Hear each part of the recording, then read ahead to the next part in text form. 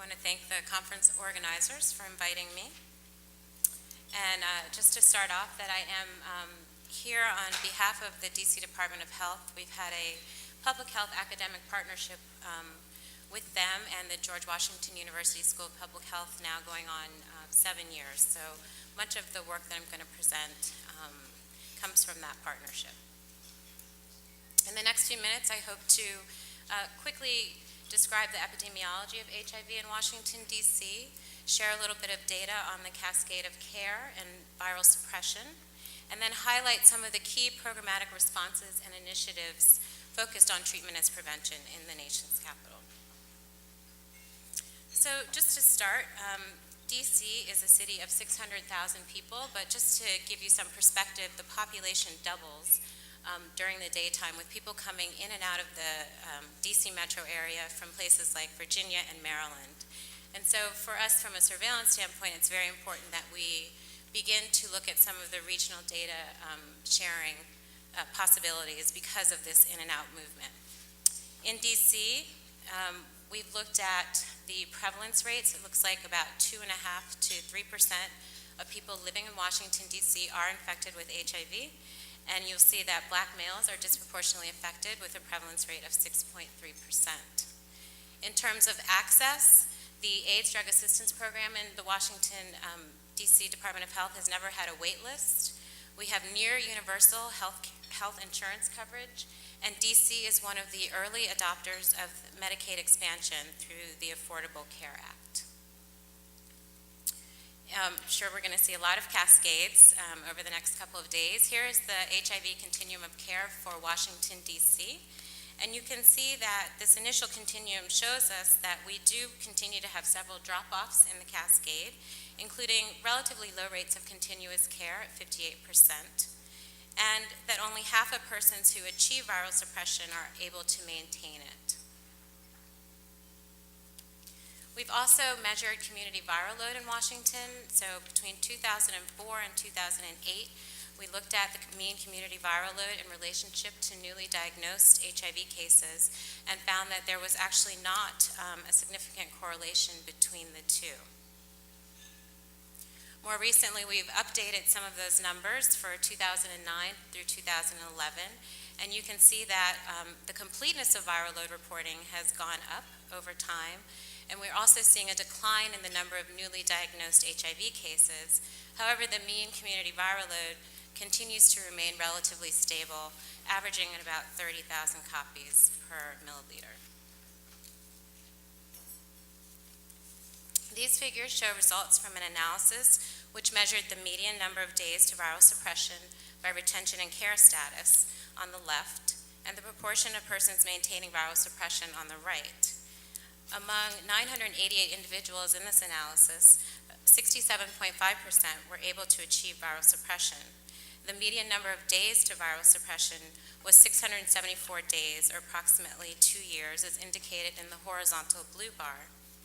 And not surprisingly, those who were in sporadic care took longer to achieve suppression compared to those in continuous care. And when we look at the maintenance of viral suppression over time, we see that the proportion of persons who were able to maintain their viral suppression significantly decreases over a 5-year period, from 67.5% to 3.6% at 5 years. And so given these data showing the variability in viral suppression, consistently high community viral loads, I want to talk to you about what DC has been doing to encourage treatment as prevention. So first of all, in the realm of prevention efforts, in addition to innovative programs such as a citywide condom distribution program, there are many pre-exposure prophylaxis studies underway or planned. We have collected some pilot data among potential users of PrEP and also among providers. And when we ask potential users about PrEP and their awareness of it, only 10%, 10.6% had ever heard of PrEP. Similarly, when we talk to providers about the feasibility of providing it in their practices, most seem to believe that it is feasible to provide it in their practices, but had seen minimal interest or uptake from potential patients.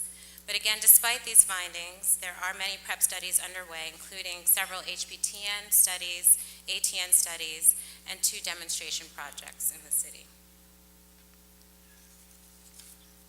With regard to routine testing, the health department continues to actively promote routine testing, and the testing continues to pay off.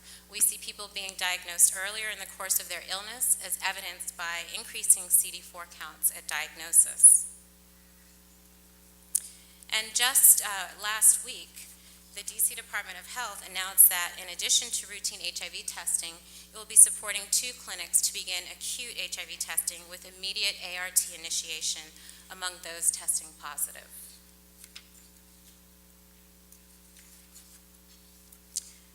DC also has several active linkage to care programs, including a program called the Red Carpet Entry Program, which ensures a clinic appointment within 1 to 2 business days.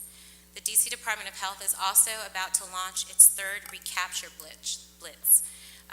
This blitz is when clinical providers work with the DC Department of Health to identify persons who are out of care and actively re-engage them in care.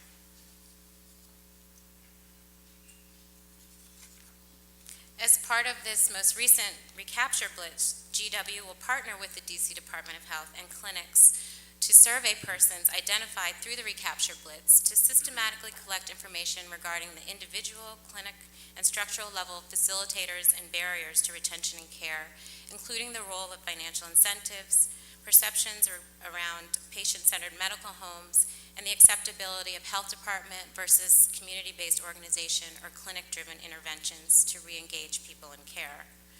This work is being conducted as part of an NIH supplement for the Enhanced Comprehensive HIV Prevention Planning Initiative, or ECHIP, in which the DC Center for AIDS Research, in addition to 8 other CFARs, will partner with the local health department to conduct research on the continuum of care. From a programmatic standpoint, to reach the potential of treatment as prevention, the Department of Health is trying to break down the traditional silos of counseling and testing and care and treatment by establishing a medical homes model. This model will be integrated through coordination of community support and is seen as the convergence of the National HIV/AIDS Strategy and the Affordable Care Act. The approach will require the redesign of the healthcare delivery system and is being implemented through a 4-step campaign which encourages a community treatment support model. As many of you all are aware, DC is also a participating site in the TLC Plus study, which aims to assess the feasibility of a community-level test linkage to care and treatment strategy in the United States. The details of the study and an update will be provided on Wednesday, but includes scale-up of HIV testing and linkage to care and treatment, including the use of financial incentives at selected sites. In DC, there are 7 testing expansion sites and 19 clinics, participating clinics, randomized to provide financial incentives through TLC Plus. As presented by Deborah Dunnell at IAS, baseline data from DC showed that 85 to 96% of persons were retained in care, yet only 59% of people in care were assessed and suppressed at a viral load less than 400. So in conclusion, the landscape of treatment as prevention in DC shows us that although DC is a relatively small city, we do have near universal health insurance coverage and many ongoing prevention activities. However, challenges for optimizing treatment as prevention include high rates of migration in and out of the city, difficulty retaining people in care, and sustaining viral suppression, as seen from our Cascade data. Therefore, we must find solutions to keep people in care through models such as a patient-centered medical home. Moving forward, policies, programs, and research activities that are targeting key points in the Cascade should assist with maximizing HIV treatment as prevention efforts in the nation's capital. And I just wanted to end on this quote from Dr. Gregory Pappas, who is the HIV/AIDS director at the DC Department of Health, who says that taking steps to reduce and maintain viral loads is currently the single most important goal of every provider and system of healthcare and support services. And this has been our mantra in DC and is helping us to move forward with our treatment as prevention activities. With that, I just want to acknowledge my colleagues at the DC Department of Health, at George Washington University, and at the DC Center for AIDS Research. Thank you.